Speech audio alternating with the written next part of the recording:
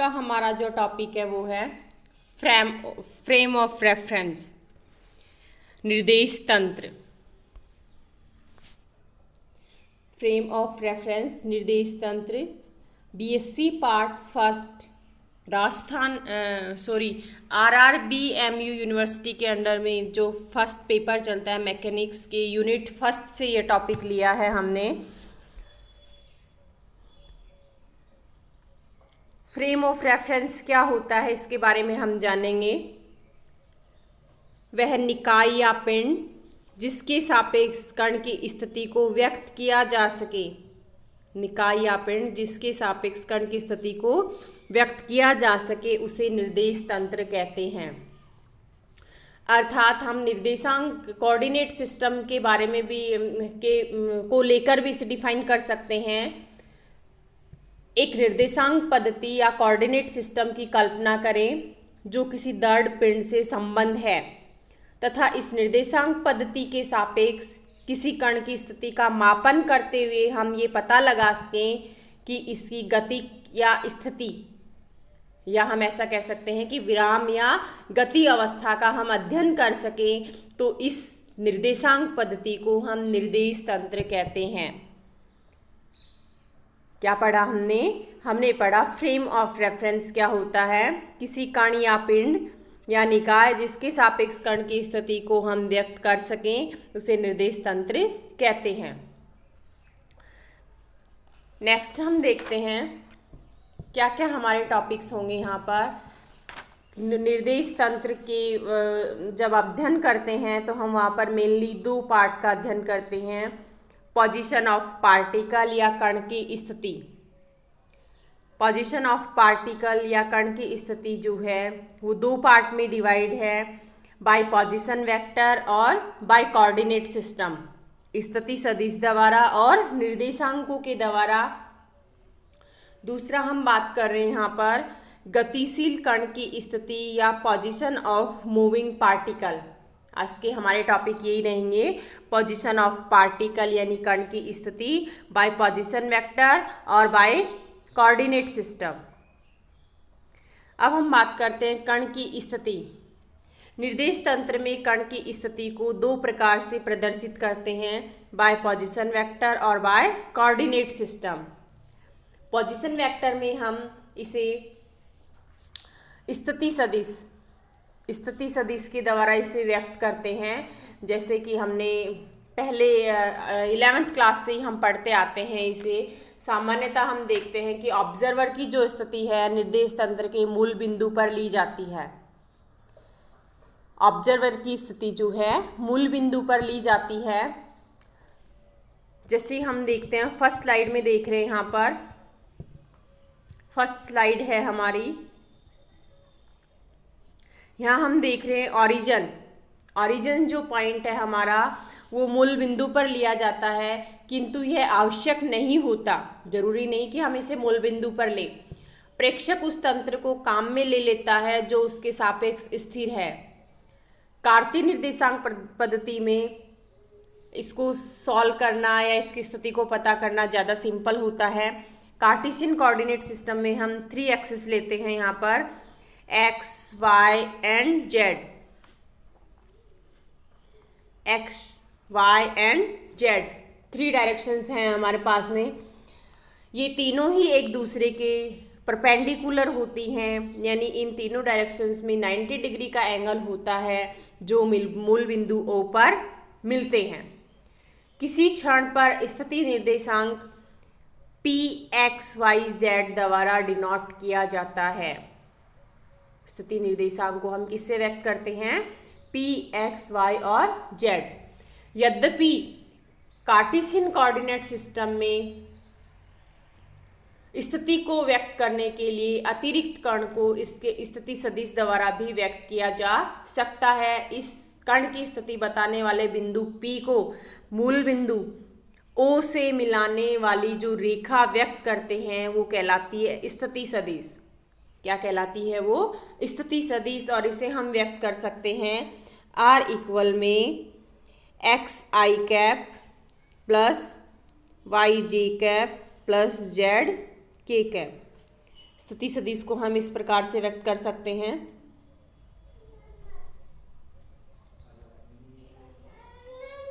यद्यपि कण गतिशील है तो हम वहाँ पर विद रेस्पेक्ट टू टाइम जो डेरिवेशंस हैं वो फाइंड करेंगे, लेकिन अभी हम इस कण की स्थिति यानी बाई पोजीशन वेक्टर के बारे में ही यहाँ पर जानकारी प्राप्त कर रहे हैं कि वहाँ पर जो स्थिति सदिश है वो किस प्रकार से डिनोट किया जाएगा। आर वेक्टर इक्वल में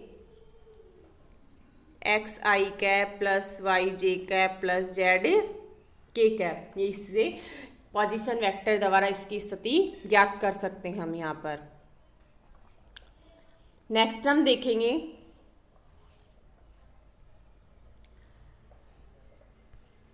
निर्देशांकों द्वारा बाय कोऑर्डिनेट्स के द्वारा हम कण की स्थिति का कैसे पता कर सकते हैं।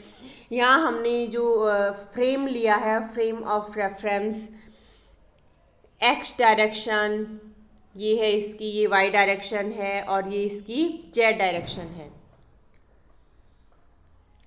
पी पॉइंट हमारा जो स्थिति सदिश है वो आर के द्वारा व्यक्त किया जा रहा है। यहाँ पर सभी एक्सिस पे हमने परपेंडिकुलर डाला है। यहाँ पर देखिए ये वाई एक्स पे परपेंडिकुलर है, एक्स एक्स पे परपेंडिकुलर है और ये जेड एक्स पे परपेंडिकुलर है। कण की स्थिति एक्स वाई जेड एक्सों के द्वारा बने तलों पर डाले गए लंबों की लंबाइयों द्वारा व्यक्त की जाती है। ये लंबायां बिंदु P के निर्देशांक कहलाती हैं। बिंदु P की जो है कोऑर्डिनेट्स कहलाएंगे, क्योंकि हम यहाँ पर परपेंडिकुलर डाल रहे हैं एक्स वाई और जेड एक्सिस पे।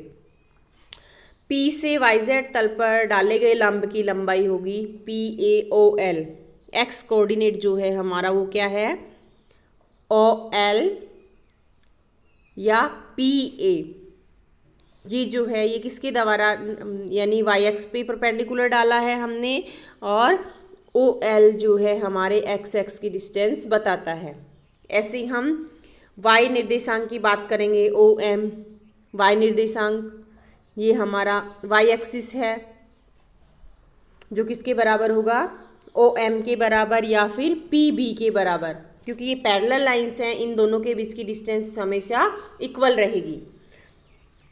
ऐसे जेड कोऑर्डिनेट की बात करें, PC या ON जेड एक्सिस की लंबाई है, या इसके पैरेलल कौन सी लाइन है वो हम देखेंगे, PC, P और C, ये हमारा जेड एक्सिस पे डाला गया लंब है।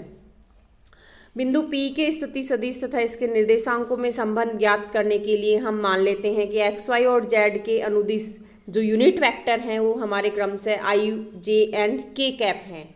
तो हम यहाँ पर एक्स कोऑर्डिनेट को एक्स आई कैप से लिखेंगे, वाई कोऑर्डिनेट को वाई जे कैप से और जेड कोऑर्डिनेट को जेड के कैप से, क्योंकि हम एक्स वाई और जेड के अनुदिश जो निर्देशांक हैं हमारे उनको हम यूनिट वेक्टर की फॉर्म में लिख रहे हैं।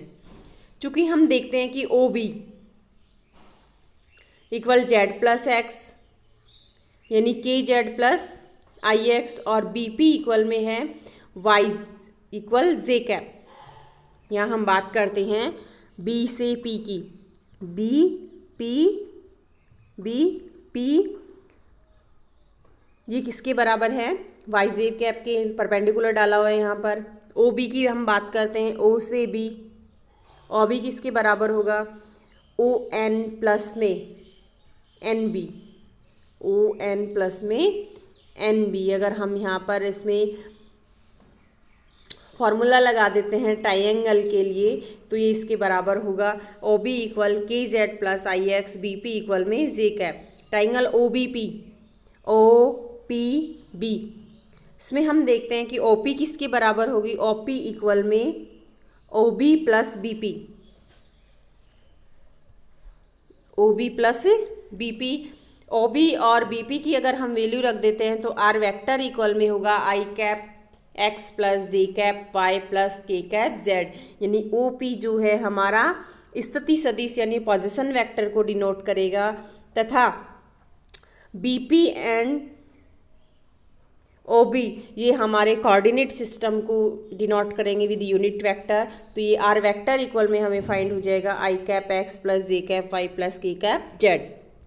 ऐसे हम देखते हैं मूल बिंदु O से P की जो डिस्टेंस है वो हमें फाइंड हो जाती है R कैप इक्वल में OP इक्वल में root x square plus y square plus z square. Resultant में है ये, इसलिए हम इसको रूट साइन लगाएंगे और इन सभी का स्क्वायर फॉर्म फाइंड करेंगे। तो ये हमारे पास मूल बिंदु की दूरी आएगी, ये पोजीशन वेक्टर है और ये डिस्टेंस है।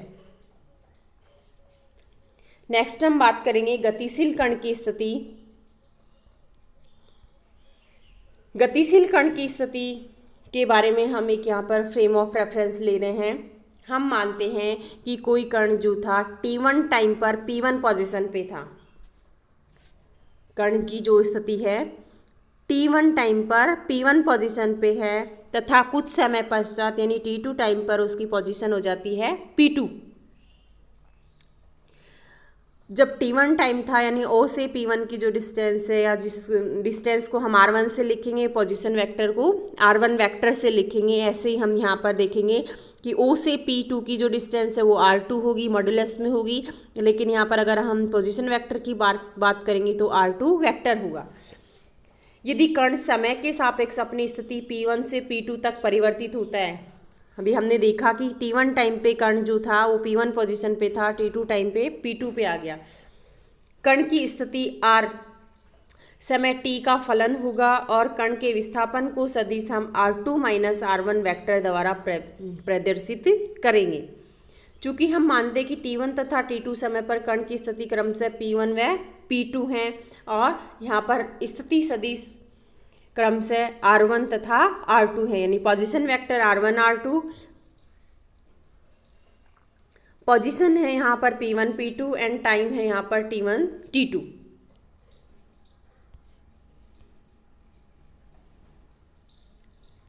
समय अंतराल जो है हमारा टाइम डिफरेंस है वो है T2 माइनस T1 इक्वल में डेल्टा T। स्थिति सदिश की अगर हम बात करें, स्थिति सदिश यहाँ पर R2 तथा R1 है। अगर हम डिस्प्लेसमेंट की बात करें तो R2 माइनस R1 इक्वल में डेल्टा R। कण का माध्य वेग क्या होगा? विस्थापन बटे में समय या स्थिति परिवर्तन की दर या विस्थापन प्रति एकांक समय v वेक्टर इक्वल में delta R upon delta T। चूँकि डेल्टा R इक्वल में है R2 माइनस R1 और डेल्टा T इक्वल में है T2 माइनस T1। चूँकि अगर हम इंस्टेंटेनियस वेलोसिटी की बात करें, तात्क्षणिक यानी किसी क्षण की बात करें, तो डेल्टा T टेंड्स टू क्या होगा? 0। Limit delta T tends to 0 delta R upon delta T। जैसे ही हम यहाँ पर लिमिट्स यूज़ करते हैं, डेल का जो साइन है वो डी में चेंज हो जाता है, डिफ्रेंशिएशन में चेंज हो जाता है। Limit delta T tends to 0 delta R upon delta T equal में D R upon D T. यहाँ पर अगर हम गतिशील कण की बात करें, गतिशील कण के पोजीशन वेक्टर से हम यहाँ पर वेलोसिटी फाइंड कर सकते हैं पोजीशन की फॉर्म में v वेक्टर इक्वल में D R upon D T. अगर हमारे पास में पोजीशन वेक्टर है उसका विद रेस्पेक्ट टू टाइम अगर हम डिफ्रेंशिएशन कर दें तो हमें वेलोसिटी प्राप्त होगी। यदि कण का वेग समय के सापेक्ष परिवर्तित हो रहा है तो गति त्वरित गति कहलाती है, यानी वेग जो है वो टाइम के साथ चेंज हो रहा है तथा वेग परिवर्तन की दर को क्या कहेंगे? त्वरण कहेंगे। अब हम फाइंड करना चाहते हैं त्वरण यानी एक्सीलरेशन फाइंड करना चाहते हैं। अगर हम with respect to t velocity का डिफ्रेंशिएशन कर दें तो हमें एक्सीलरेशन फाइंड होता है। पहले हम एवरेज एक्सीलरेशन की बात करेंगे, उसके बाद हम इंस्टेंटेनियस एक्सीलरेशन की बात करेंगे। चूँकि हम देखते हैं कि v2 माइनस v1 इक्वल में डेल्टा v, कण के वेग में परिवर्तन होगा। टाइम डिफरेंस यहाँ पर डेल्टा t है। कण का माध्य त्वरण वेग में परिवर्तन की दर के बराबर होता है। जैसे ही हम यहाँ पर लिमिट्स यूज़ करते हैं डेल्टा T टेंड्स टू 0, इसे हम तात्क्षणिक त्वरण कहेंगे या इंस्टेंटेनियस एक्सीलरेशन कहेंगे। स्थिति सदिश के रूप में हम इसे व्यक्त कर सकते हैं a वेक्टर इक्वल में, चूँकि v इक्वल हम यहाँ यूज़ करेंगे v वेक्टर इक्वल में डी आर अपॉन dt। इस v की जगह, ये जो v है इसकी जगह हम dr/dt रख दें, dr/dt रख दें तो ये फॉर्म में चेंज हो जाएगा d2r/dt²। स्थिति सदिश के रूप में त्वरण हमें प्राप्त हो गया है। Thank you.